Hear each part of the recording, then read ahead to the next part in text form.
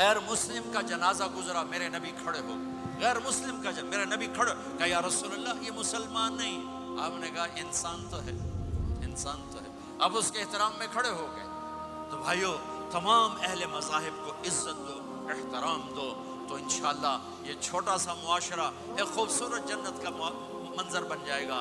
تو سارے بھائی بہن نیت کرتے ہو نا، ایک دوسرے کو معاف کر دیا نا، ایک دوسرے سے صلح کرو گے نا اٹھ کے، اور جب آپ کچھ اپنی ترتیب کے ساتھ 4 مہینے 40 دن کا کوئی نظام بنا لو، نصاب بنا لو، اس سے انشاءاللہ آپ کی پوری زندگی میں دین آئے گا۔ اور ایک آخری بات کہہ کر میں دعا کراتا ہوں، دیکھو میرے بھائی بہنوں، ہم بڑے گناہ گار لوگ ہیں اور اللہ بڑا غفور الرحیم ہے، ہم گناہ گار ہیں، اللہ غفور الرحیم ہے۔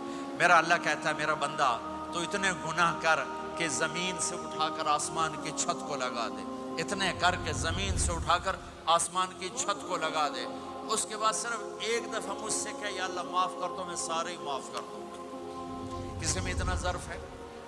اتنے کر کے زمین سے اٹھا کر آسمان کی چھت کو لگا دے، پھر ایک دفعہ کہ یا اللہ معاف کر دو، میں سارے ہی معاف کر دوں گا۔ تو میرے آپ کے تو گناہ ہی تھوڑے سے ہیں، میرے آپ کے گناہوں کی کیا حیثیت ہے؟ چند سال میں کوئی کتنے گناہ کر لے گا۔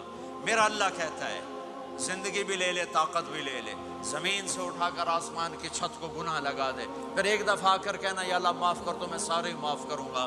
تو میرے اللہ کو معاف کرنا پسند ہے، توبہ کرنا پسند ہے۔ میں ان ساری مستورات سے بھی درخواست کرتا ہوں، آپ سے بھی درخواست کرتا ہوں، آج تک جو ہم نے کیا، اے اللہ میری توبہ، آئندہ تیری مان کے چلوں گا۔ اس کی نیت کرتے ہو سارے بھائی بہن؟ کرتے ہو تو میرے ساتھ کہو ایک دفعہ یا اللہ میری توبہ، پھر کہو یا اللہ میری توبہ، پھر کہو یا اللہ میری توبہ۔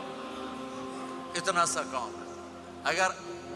اگر مستورات نے آپ نے دل سے کہا ہے تو رب ذوالجلال کی قسم سارے گناہ معاف ہو گئے، سب معاف ہو گئے، سب معاف ہو گئے۔ آپ ایسے بیٹھے ہو جیسے ابھی ماں کے پیٹ سے جنم لیا ہے،